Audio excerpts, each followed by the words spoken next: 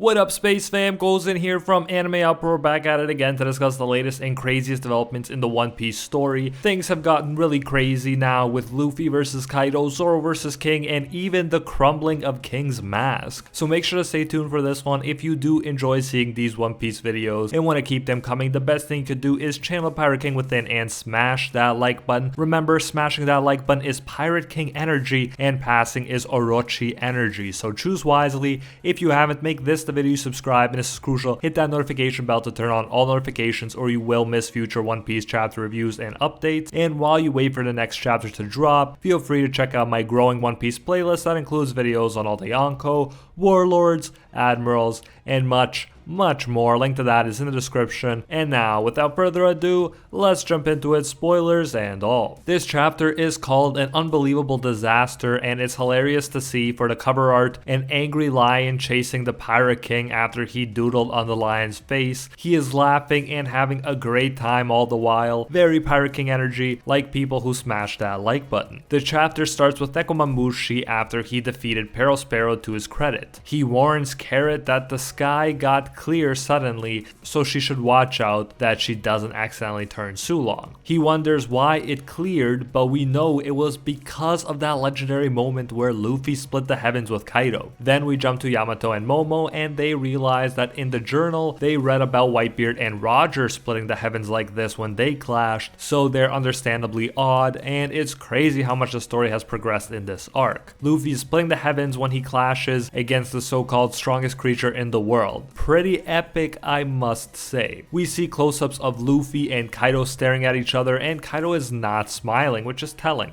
He's definitely not taking Luffy as a joke as he once did. Similar to his rubber powers, Luffy kept bouncing back stronger. After what we've seen, it really feels like the dude is getting Zenkai boosts every time he loses and comes back, like in Dragon Ball. Now Yamato finally has a pretty bad injury from Kaido's Thunder Bagua. Luffy tells her to give the sniveling snake a hand, which is hilarious. I love how he talks with his friend, but it's probably the kind of language Momo needs to hear to give him a kick in the butt, so that he can do what needs to be done. Momo tries to argue, but Luffy points out he still hasn't gotten a grip. Luffy is the clear leader within this social dynamic, but nonetheless, Momo will be a leader too, so he fakes it until he makes it. He tells Luffy to hold his insolent tongue and that he knows what he needs to do even as he's sweating and terrified. But he does point out that it is not simple to change yourself, which is very true. It's perfect that they made it so that he doesn't age mentally, so that even if he gains the physical power, it doesn't seem cheap because he still has to overcome his fears, just as he would have had to do as a kid. Then we get Yamato actually jumping on Momo, and I've been waiting for this reunion. Obviously, I'm even more so looking forward to Yamato seeing his Odin-like form, but this is still great. They make an awesome team. And Kaido can't help but remark Yamato and Momonosuke when he sees them together. This is definitely a tag team from hell in his eyes. He goes to crush Momo, and Momo is understandably scared. The Yonko with the biggest bounty is angrily coming to hit him with his spiked club. Who wouldn't be scared except Luffy, of course? But he lends strength from the memory of Kinemon and Kiku, who sacrificed themselves for him in the cause. While Momo gets off the cliff, Yamato blocks Kaido's attack, and Luffy hilariously grabs Kaido with his rubber legs and tells him to hold it. I love it that even though he's fighting a Yonko, he's still using moves you might have seen in the beginning of the series, like this one. He goes to tell Yamato not to butt in, but she knows what time it is and just says, yeah, you want him by yourself. He smiles like a true joy boy and says, yep. He is absolutely loving this, just like Roger being chased by the lion, while Kaido hasn't smiled in a while. Clearly, even though he hasn't won yet, Luffy is showing more Pirate King energy here than Kaido is. In the meantime, Momo thinks he's going to die because he's not flying, but Yamato educates him by saying that dragons don't fly as much as they grab the sky and conjure clouds that they use as footholds. Momo tries and bam, he begins dashing through the sky like Rudolph himself. Yamato is proving to be very useful here in coaching Momo through everything, and just as Zoro's dad and friends predicted she would, she is helping and has already helped a lot. Goes to show that you can't judge someone based on who their parents are. At the end of the day, they make their own choices, and Yamato has been more helpful than most despite being Kaido's child.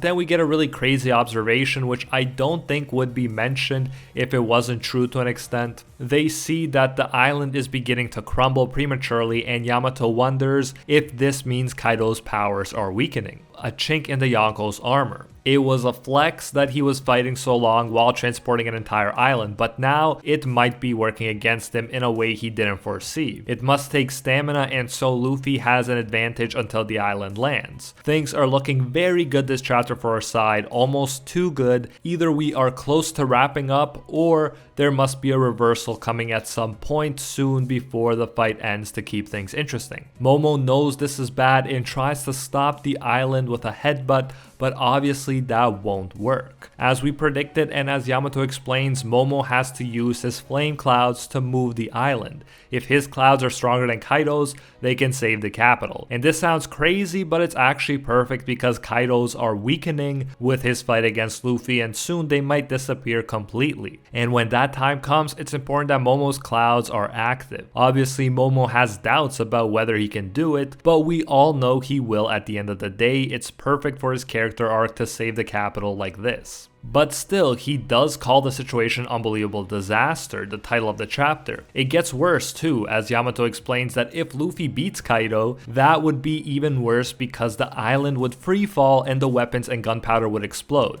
It would be like a giant bomb, and nobody in the capital or on the island would be able to survive. So in my mind, this just guarantees that Momo will succeed in using the flame clouds to save everyone, even if it takes a while to figure it out. Momo, doubting himself, even thinks about stopping Luffy so that Kaido doesn't get too drained, and Yamato rightfully smacks him on the head for being a moron. As Yamato says so well, Luffy willingly put everything on his shoulders even though he can barely stand. They can't stop him after that. He's the only one that can defeat Kaido, and telling him about this would only burden him more. I mean, it's already enough to ask someone to beat the strongest creature in the world, but then also to beat him with having to worry about this, there's no way that's gonna happen. No, they gotta figure it out on their own while letting Luffy do his job. Another example of how One Piece really makes teamwork seem important and emphasizes how it takes more than a super strong dude to get to your goal. Then we go to my other favorite fight here, Zoro versus King. King is using his pterodactyl-like wings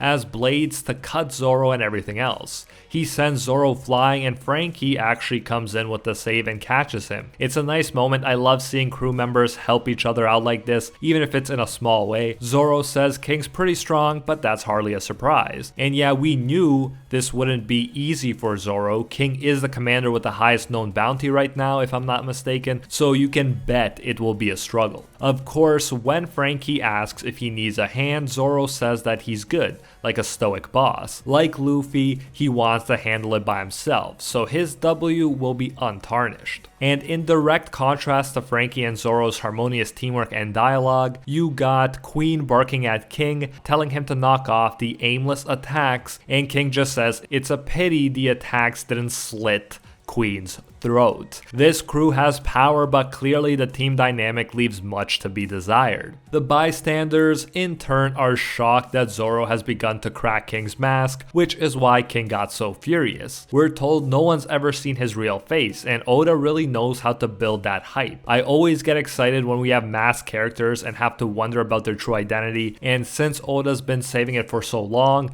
you know King's identity won't disappoint. Zoro tells Frankie to step back as he takes on King's attack, which is further propelled by King using flying to increase his force. Zoro succeeds in chipping away at his mask even more, but Zoro is sent flying. It looks like he'll fall off the island before he saves himself. Zoro, despite their earlier conversation about King never saying he's a swordsman and not being tied to the code of ethics, is very upset. Zoro at the very least feels like King should use a blade to kill rather than just pushing someone out of a ring. Even for him, this is unforgivable, and it makes King interesting as a villain because even if Zoro is a better swordsman, King will use any means necessary to win. King also thinks that what Zoro pulled was unforgivable too, as we see blonde hair and what looks like a pretty normal human forehead. So the Lunarians are clearly human looking under the mask. We're asked by the manga what's beneath the mask, and that is the end of this chapter. Another crazy one. Let me know, what do you think will be under that mask? mask? Why would King care about hiding his true appearance so much and for so long? Who was your MVP? I gotta go with Luffy. Absolutely loved that giant smile on his face as he insisted that no one interfere with his fight against Kaido. That was definitely a highlight moment for me, but Zoro was amazing too. Can't wait to see King's mask fall completely off in the next few chapters. But anyways, that is it for this one. Another great chapter. If you do enjoy seeing these One Piece videos,